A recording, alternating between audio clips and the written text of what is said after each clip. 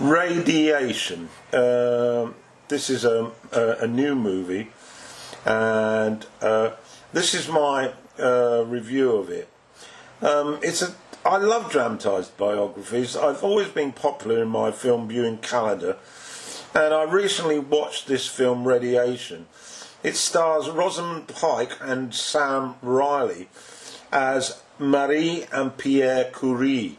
It's based on the true life of these two scientists, and with particular emphasis on Marie. They both received the Nobel Prize for Physics and Chemistry with regard to their work in discovering radium and the implications of that from with regards to healthcare for patients suffering from cancer, and also the impact on the nuclear industry in both power generation and, of course, in terms of armaments. So a very significant pair of people. And this basically traces Marie's story, and it's set principally in Paris, where they meet, and we witness how she, as a young science lecturer, struggles to become accepted within her scientific community because she's a woman. It's very much a men's club, and she's constantly in conflict with them with regard to her work.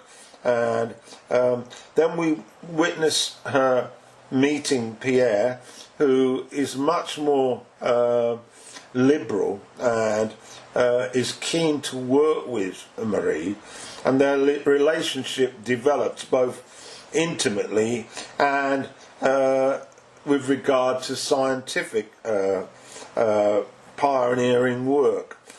And the movie's a fascinating watch as it touches on many things and many social issues. Discrimination against women in high academic circles, for a start, the lack of equal opportunities with regard to research and scientific development for women, the inherent dangers that followed the discovery of radium, working with this element, the politics behind the race for nuclear weapons, and we do have a glimpse of World War II, the dropping of the Hiroshima bomb, and also a testing of a nuclear device in the Nevada desert.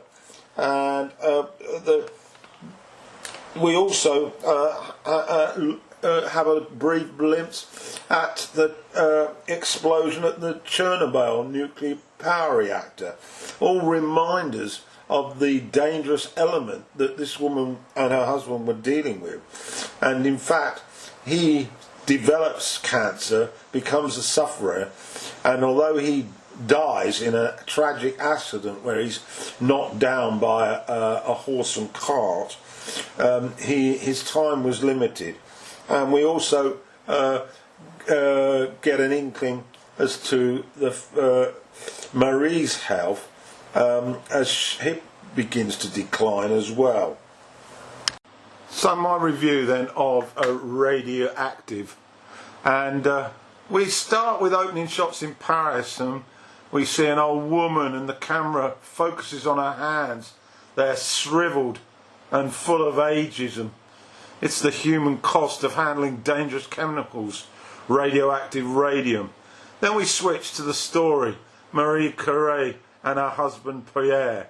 The end of an incredible life and the first of a flashback, a memory of meeting her lover, Pierre, in 1893. Marie, as a young woman, passionate about her work, forthright in her opinions, and excited at the future discoveries that she feels are within her grasp. She's single, but taken by the first meeting with Pierre. First exchanges suggest a woman very headstrong, feminist in part, but in need of a setting to continue her work.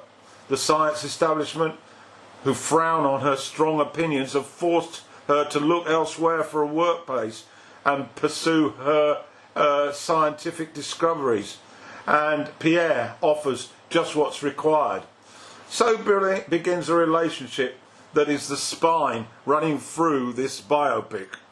Marie, ironically, has a phobia about hospitals and tells Pierre this when asked to view equipment he keeps at the hospital. We skip to Marie as a child and see her with her dying mother. All those glimpses help to create a meaningful character. The union between the two scientifically soon moves to romance and eventual marriage. The film has a good feel moment as we see their shared experiences through love. Children arrive mixed with work, and on that agenda the use of radium as a possible treatment for cancer becomes a possibility. It's just Pierre's health that starts to deteriorate, and the movie again skips forward to 1957, long after the Curie's death, and the therapy is being used on a young boy in a US hospital. This is the first of a couple of shots where we glimpse the impact of their work, and specifically her work, the dropping of the atomic bomb in Hiroshima, when we witness a serene morning in a small village on the outskirts of the city, and then we see the fireball, the nuclear fire, and latterly the Nevada test site in the desert, where another explosion, let's get it right, is witnessed by all these celebrities in dark glasses. Further images are shown on the horrors of the Chernobyl meltdown in 1986 as evidence of how radiation can be lethal.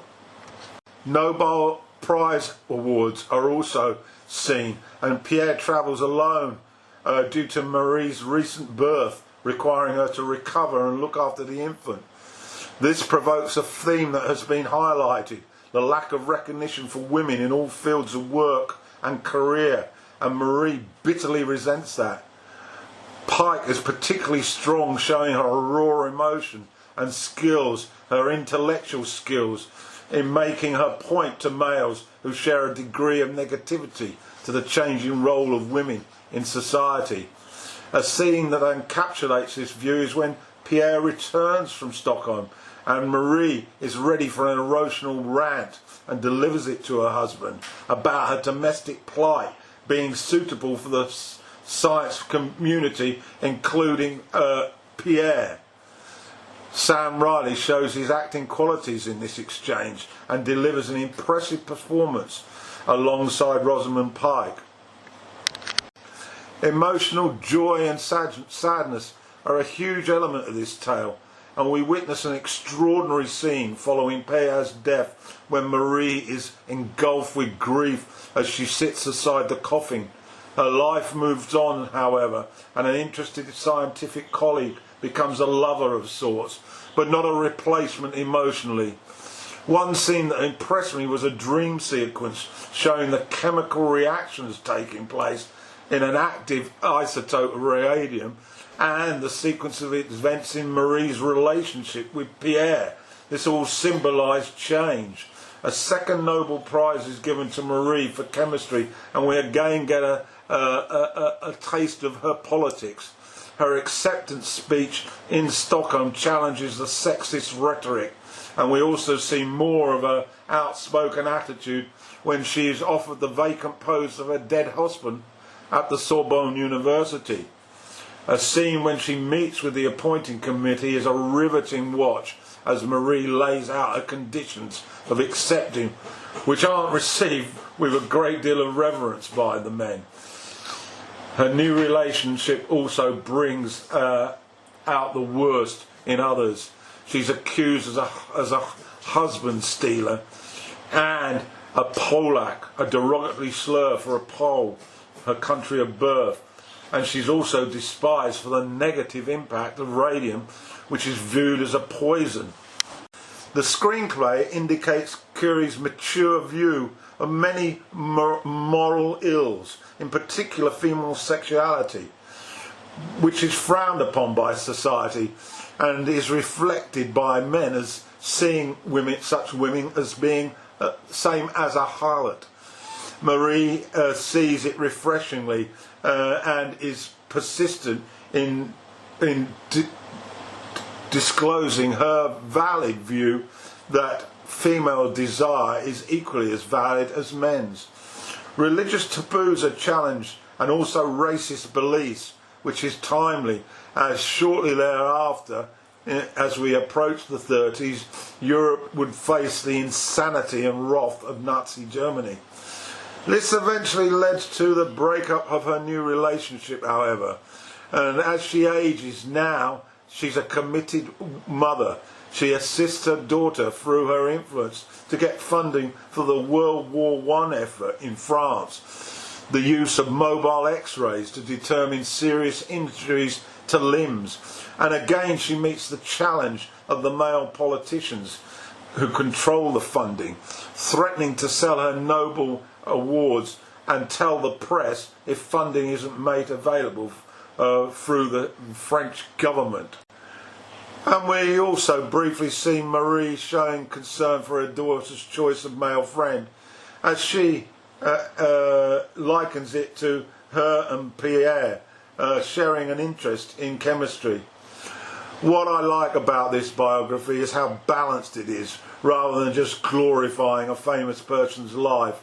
Sure, Curie's discovery did have dramatic impacts on people's lives, for good and for bad, and we see this in detail. Foremost, however, is a picture of Marie Curie as a scientist, as a parent, as a passionate person with belief in the rights of women, and as a person prepared to sacrifice, and as a woman who has her own fragility and integrity.